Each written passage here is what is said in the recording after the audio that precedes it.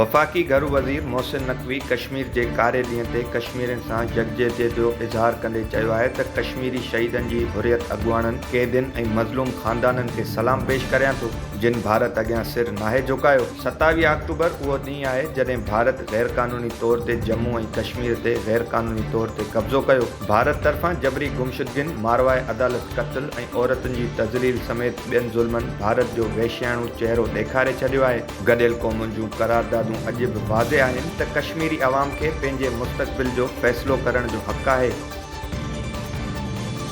इस्लामाबाद में भारतीय high commission office आॾो ऑल पार्टीज़ कॉन्फ्रेंस तरफ़ां एहतजाजी मुज़ाहिरो कयो वियो। एहतजाजी मुज़ाहिरे दौरान कश्मीर जे मर्द औरतुनि समेत ॿारनि वॾे अंग में शिरकत कई। एहतजाज कंदड़नि चयो त भारत जो कश्मीर ते वलार सभिनी इंसानी हक़ खसे चुको आहे। आज़ाद कश्मीर जे वज़ीर आज़म चौधरी अनवारुल हक़ चयो त भारत पंहिंजी रियासती दहशतगर्दीअ खे लिकाइण लाइ पाकिस्तान ते इल्ज़ाम लॻाए रहियो आहे। भारत, कैनेडा ऐं अमेरिका में बि माण्हू क़त्ल कया आहिनि। कश्मीर जी आज़ादीअ लाइ असांखे हिकु क़दम अॻिते वधणु घुरिजे।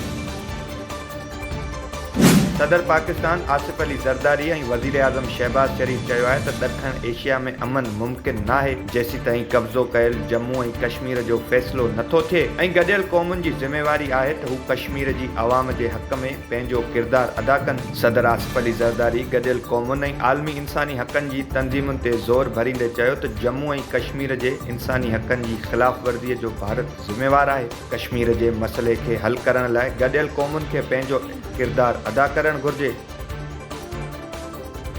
सिंध जे सीनियर सूबाई वज़ीर शर्जील इनाम मेमण 27 अक्टूबर जे कारे ॾींहं ते कश्मीरी अवाम सां यकजहतीअ जो इज़हार कंदे चयो आहे त 27 अक्टूबर असांखे कश्मीरी अवाम ते भारत जे गैर क़ानूनी कब्ज़े जी यादि ॾियारे थो। कश्मीरी अवाम ॾहाकनि खां क़ुर्बानियूं ॾेई साबित कयो आहे त हू पंहिंजी ख़ुदमुख़्तियारी वारे हक़ खां कॾहिं बि पोइते न हटंदा। कश्मीरी अवाम जी हिमत ऐं सब्र खे दुनिया लाइ मिसाली सम्झो वञे थो।